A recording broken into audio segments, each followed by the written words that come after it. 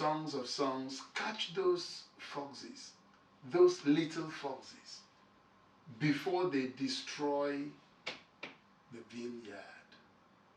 You need to take care of what appears insignificant in today's culture, in today's life, in the daily grind and pursuit of our dreams and success.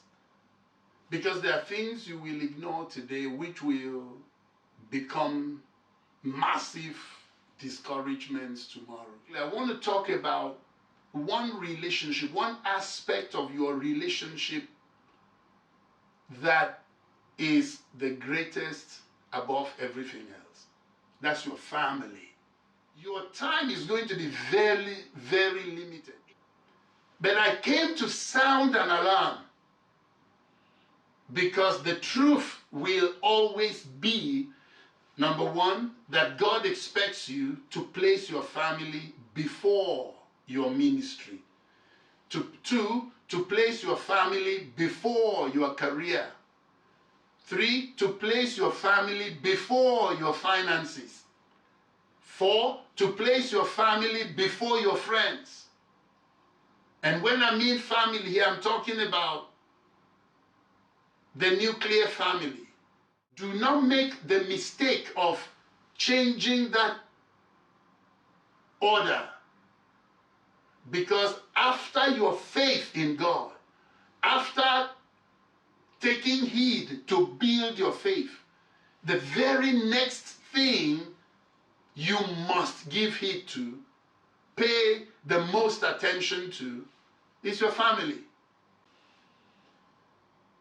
God expects you as a pastor, take for instance, as a Christian, to first take heed to your family. Your wife, your husband, your children are your primary responsibilities. So do not make the mistake of thinking, if I can succeed in ministry, if I can succeed in my family, in my finances, the family will be taken care of. When you live your life in such a way that your only commitment to your family is to provide for your family, I want to ask you a question. In today's world, who is mentoring your children? Nothing will console you should you spend more time building a career, succeeding in life financially, building a great ministry, and not knowing where your children will end up, not knowing where your wife is at, not knowing where your husband is at, not knowing where your brothers, your sisters are at, not knowing where your parents are at.